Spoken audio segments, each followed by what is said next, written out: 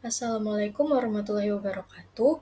Yang terhormat, Ibu Aziza Ajeng Pratiwi, SGZ MGZ, selaku dosen pengajar dari mata kuliah Survei Konsumsi Pangan. Perkenalkan, saya Kayla Syifa Amrullah. Di sini saya akan mempresentasikan hasil dari literature review mengenai FFQ dan SQFFQ. Yang pertama yaitu latar belakang, status gizi seseorang sangat dipengaruhi oleh jumlah dan jenis asupan pangan yang dikonsumsi sehari-hari, di mana status gizi ini berperan penting terhadap kondisi kesehatan yang pada akhirnya dapat memengaruhi produktivitas. Asupan gizi seimbang diperlukan untuk mendukung pertumbuhan, perkembangan, dan pemeliharaan kesehatan tubuh, sehingga dibutuhkan metode penilaian konsumsi pangan yang mampu memberikan gambaran akurat mengenai pola makan individu maupun kelompok. Salah satu metode yang banyak digunakan adalah Food Frequency Questionnaire, yaitu instrumen penilaian yang berfokus pada frekuensi konsumsi berbagai jenis pangan dalam periode tertentu untuk menggambarkan kebiasaan makan. Selain itu, dikembangkan juga metode semi-kuantitatif Food Frequency Questionnaire yang tidak hanya menilai frekuensi, tetapi juga memperkirakan jumlah asupan melalui ukuran porsi standar sehingga dapat memberikan estimasi gizi lebih rinci. Selanjutnya ini ada rumusan masalah dan tujuan yang telah ditampilkan di layar. Selanjutnya adalah perbandingan validitas dan reliabilitas dari FFQ dengan metode lain. Di sini terlihat bahwa FFQ ini dibandingkan dengan metode 24-hour recall dan dietary records atau historis. Selanjutnya untuk validitas dari FFQ yaitu mampu menangkap pola diet jangka panjang dan efisien dalam analisis data. Sedangkan validitas dari 24-hour recall yaitu ada cocok dan akurat untuk asupan harian dan tidak bergantung pada ingatan jangka panjang. Selanjutnya untuk validitas dari dietary records atau historis yaitu memiliki validitas tinggi dalam detail asupan namun tidak cocok untuk populasi besar dan rawan adanya underreporting. Sedangkan untuk reliabilitas dari FFQ yaitu hasil akan tetap konsisten meski diulang dan cocok untuk penelitian besar atau populasi. Sedangkan untuk 24-hour recall yaitu akan menjadi reliable jika dilakukan berulang kali pada waktu yang berbeda.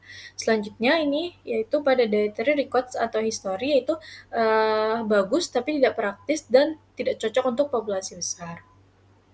Selanjutnya juga ada kelebihan dan kekurangan yang sudah ditampilkan. Selanjutnya ada perbandingan validitas dan reliabilitas dari SQFFQ dengan metode lain. Di sini terlihat juga SQFFQ dibandingkan dengan metode 24-hour recall dan food records. Validitas dari SQFFQ yaitu mengukur pola makan dalam jangka panjang dan berdasarkan ingatan sehingga bisa menjadi bias jika digunakan pada anak-anak. Selanjutnya untuk validitas dari 24-hour recall yaitu mengukur asupan harian, cocok untuk data jangka pendek dan dipengaruhi oleh ingatan responden juga. Selanjutnya untuk validitas dari food records yaitu mengukur asupan secara akurat dan detail terutama jika menggunakan timbangan. Selanjutnya ada reliabilitas dari SQFFQ yaitu hasil akan tetap konsisten meski diulang sehingga ideal untuk penelitian populasi. Selanjutnya untuk reliabilitas dari 24-hour recall itu harus dilakukan berulang kali pada waktu yang berbeda. Dan yang terakhir yaitu reliabilitas dari food records yaitu sulit, tidak praktis, dan dapat membebani responden karena responden harus mencatat konsumsinya. Selanjutnya ada kesimpulan yaitu FFQ dan SQFFQ ini memiliki validitas dan reliabilitas yang baik dalam menilai pola konsumsi pangan jangka panjang dengan jumlah sampel besar.